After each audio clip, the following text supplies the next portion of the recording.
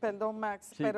pero esa disparidad entre el pensamiento de don Juan, creo que no se expresa en 1996, cuando inicia el gobierno de Leonel Fernández, sino que después de las elecciones de 1990, del fraude electoral, yo recuerdo a Max Puig con las actas tratando de documentar ese fraude. Bueno, don Juan escribe una dura carta, una carta que parece que ha desaparecido, porque nadie logra realmente encontrar la bendita carta, lo que decía don Juan, pero era una carta que expresaba su descontento con ese PLD que había surgido y mostraba su cara después de esa crisis electoral, donde algunos PLDistas consiguieron sus curules y se instalaron en sus curules. Bueno, don Juan, al final de su vida o de su ejercicio político,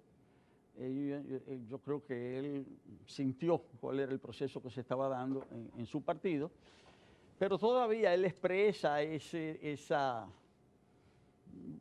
sentimiento diciendo que el PLD ha sido apropiado, ha sido tomado por personas arribistas que lo que quieren es utilizar el partido para alcanzar puestos públicos, para beneficiarse de esos puestos. Eso es lo que él dice. Pero no hay todavía la construcción de una visión distinta a la de él. Esa visión se va a construir progresivamente a partir del año 1996. Y es un discurso optimista. Es un discurso, bueno, el país va a cambiar, el país va a mejorar, los jóvenes, la tecnología, las computadoras, esa es la idea. Incluso a tal punto que cuando se produce la crisis del 2008, ese discurso es tan optimista que dice que la República Dominicana no va a ser afectada y que el país está blindado frente a cualquier contingencia internacional. Ahora, dentro de ese discurso, dentro de ese relato, todavía había elementos que estaban allí, y es que de la realidad que se expresaban, y es que los problemas fundamentales de la gran masa de nuestro pueblo no habían sido resueltos. Y por eso es que surge un subrelato, por eso es que surge un relato adicional, que es el siguiente: bueno, hasta ahora la promesa es válida, pero hasta ahora los más pobres no han podido beneficiarse de ella. Frente a un poder distante se necesita un poder cercano.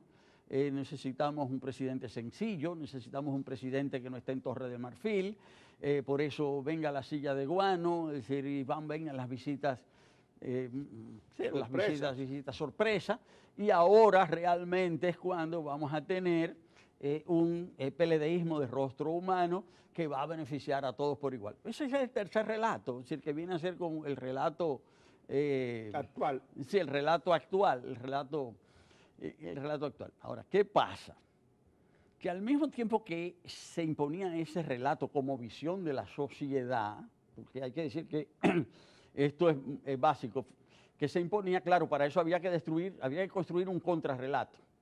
Los otros son unos desorganizados, no son incapaces, representan el pasado, no pueden hacer nada. Y claro, había muchos elementos en la vida política cotidiana que alimentaban ese contrarrelato. Es decir, frente a la oposición. Pero al mismo tiempo que eso sucedía, se iba convirtiendo el PLD en partido dominante. Partido dominante en el sentido mexicano, en el sentido de partido que controla no solamente las instituciones, sino también las conciencias. Si un partido, que no es partido único, hay otros partidos que actúan, pero subordinados, afectados, infiltrados, debilitados, y la gente puede más o menos hablar, pero el ejercicio real de la política se ve constreñido. Y ese es un proceso también que se va dando de manera progresiva, tiene sus momentos. Sus dos grandes momentos son el 2006, a mi juicio, y el 2010.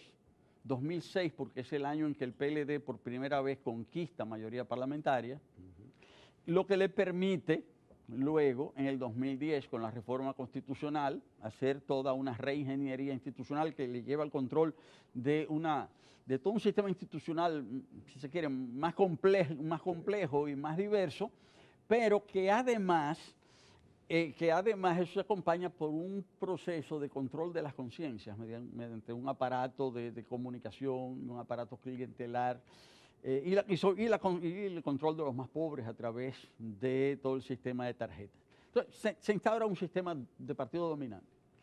Pero es un sistema que tiene un gran talón de Aquiles, que era la fortaleza del sistema de partido dominante que se estableció en México. La clave de la perpetuidad, ¿verdad?, de la larga vida del sistema político mexicano. 72 años.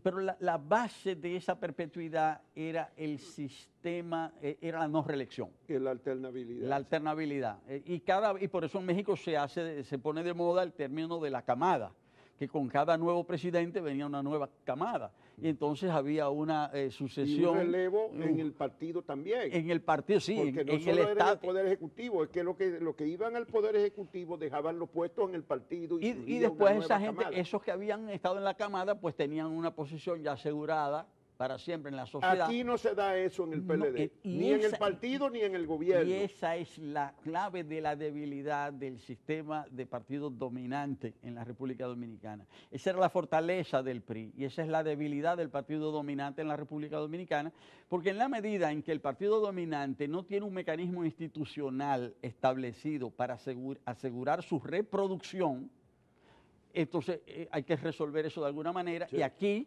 lo están intentando resolver por la vía del conflicto.